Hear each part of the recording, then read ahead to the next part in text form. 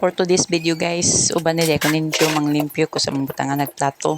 Kinahanglan na yung hiluan kay taod-taod na pudni wa na limpyuhan ya daghan ng tagip-tip. Kinahanglan butangan yung Zonrox kay aron makuha yung mga tagip-tip ba kay di na yung magselbi og butangan rag sabon ya brasan. Aha din gibutangan powder niya pagkahuman ang gibutangan Zonrox usa na gibrasan. Hapong gidundurag pum kay arong makuha yung mga tagip-tip ba. Lisdan po kung maglimpyo ani kay kaning mga suok-suok balisod jud kayo kuha ning mga bulig. Samot na ning sulod sa butangan nagplato labi na ning kinaubsan lisod jud kaadyo mong magamit jud tag brush kay arong masud jud siya ba. Sa mga linya-linya na itom jud pud siya oy ambot nga ni siguro kanang nay di muwad ag tubig maong kinahanglan jud limpyuhan. Nindot man gud pud limpyuhan atong butangan nagplato kay syempre atong plato hinugasan diri na to ibutang. Kinahanglang limpyo pud atong butangan.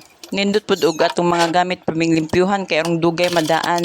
Tan-awon ra nato og kanang way limpyo bitaw murag dali ra kadyo madaan lahi res paming hiluan kay nindot ka pud tan-awon murag bag-o.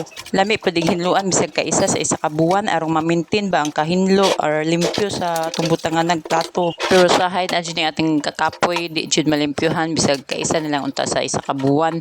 Ang ahong paglimpyo ani kay mga 3 ka buwan sa nalimpyuhan madyo na laman jud malimpyuhan kay sawa malain jud ug way limpyo madaan jud ug ayo ba ingani jud ko guys ganahan kog hinlo ang panimalay sa una ra pud ko ingani hilig kog mga kuri-kuri samot na tong time nga basko pagkalawasan karon di na permi panagsaay na lang at least mahinluan ba di man pud niing bugat na trabaho sayon ra jud siya gaan ra day ni giayog nudnod ni sudlan ng mga kutsarag tinidor kay ang ilaw ara jud kahugaw nangito maning mga kilid-kilid maong aha jud gitarong og nudnod kani laging musud tag pagka content creator lagi kuno nga way sweldo bisag gamay buhat ato jud videohan at least na tay mahimong content anhilan day ko kutob salamat sa inyong pagtan-aw I love you all.